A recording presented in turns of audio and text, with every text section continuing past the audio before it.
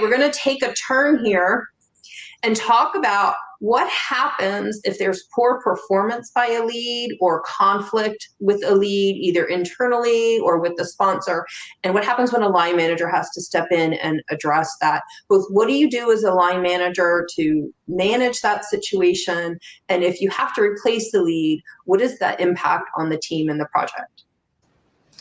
This is a heavy one. This is a very unfortunate situation to get to. So I'd like to first speak about what you can do to prevent this from happening as a line manager.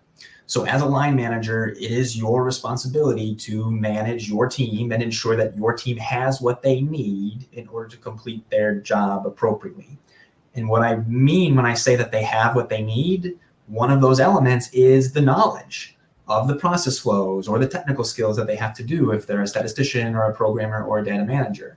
So before we get to the point of pulling a lead and replacing them, the line manager should have been monitoring, should have been offering help, and should have been facilitating their team to raise their leads, to raise their hands and say, I'm stuck here. I don't know how to handle this. It is the lead, it is the line manager's ultimate responsibility to foster an environment where their team is comfortable coming to them.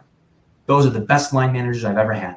The people who foster the ability to say, I don't know, instead of cowering in fear because they don't know and not raising their hands. So I would never replace a lead unless I had really gone through and there were true performance issues that were not resolved after several tries of fixing the issue.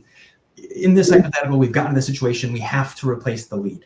The first thing to do is to talk as an internal team and to ensure that everyone understands what's happening and who the new lead is going to be, and that all of the knowledge transfer is completed either through some type of checklist, so it's documented, or through some type of interactive review meeting where meeting minutes are taken so that that new lead comes in and isn't starting from zero. Because clinical trials are not snapshot things that are done in a day. Clinical trials are things that last sometimes several years. And so it's important that they get all of the decisions that have already been made, because the worst thing a sponsor is going to want to see or do is to rehash all of these items that have already been discussed, already been decided with the previous lead. So really, a long-winded answer from me here, but avoid this scenario at all costs. If you cannot, then it is a slow and methodical transition where that new lead is not just dumped in and said, good luck.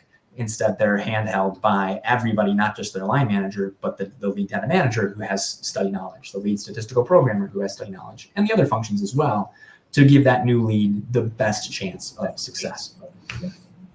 Yeah, absolutely agree, Bobby, and just want to echo what you say, that to me, it should be considered to be like last resort to replacing the lead.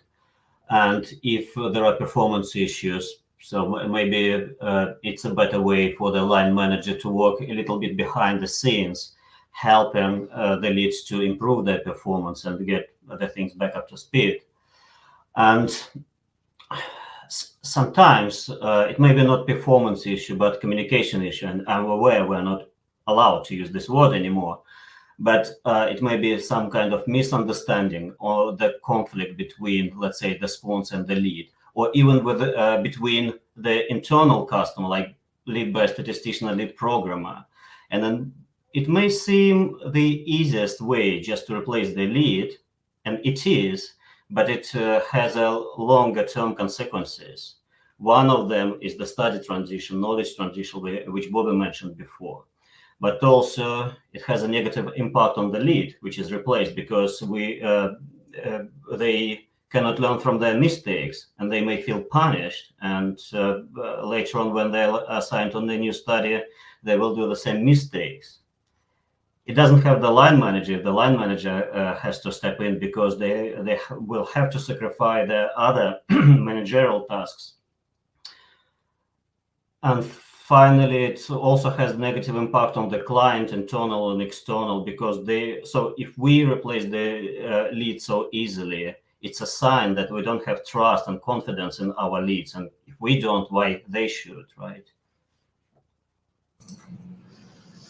So I want to add the ideal situation is that you have ample time when you transition leads, but we've all been in that situation where someone leaves and now you have 2 days, and how does that look and what does that create for the team? So we need to, as managers, understand that with your internal and external teams, any type of transition to any key team member does create some uncertainty, and that you need to manage. And I 110% agree with Bobby that the baseline managers that I've also had is someone that does support and creates that environment where you can learn and grow and learn from your mistakes. Because if you don't have that, like if then you said, now you just don't learn if you are just removed from a situation. But in a scenario where you as maybe a junior lead have to step up to take on the responsibilities of someone without having that full transition, I think there it's important for you, if you are in a line manager position, to make sure that that lead has the support that they need. Otherwise, you will be setting them up to fail.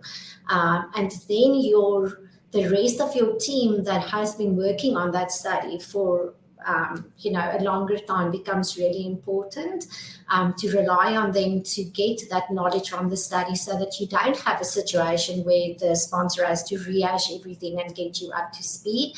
It's not the sponsor's responsibility. That's also from a CRO perspective to remember. So rather ask the questions to all of the internal team members and make sure that you know what's going on, so that you can present confidently when you do get to speak to the sponsor. And then if you have ample time to communicate this to your external stakeholders, communicating it earlier rather than later, making sure that they understand that there will be proper transition plans, knowledge handover, everything. If you don't have a lot of time and there's a lead transition due to unforeseen circumstances, also make sure that you keep your stakeholders involved. Don't go with the problem, come with a solution. Like we've said, do tell them, listen, we've had this unforeseen circumstance, person A is leaving, don't worry, we have all of this in place, your study will not be impacted, and follow up on that to make sure that your lead can continue to deliver whatever the initial lead has been delivering.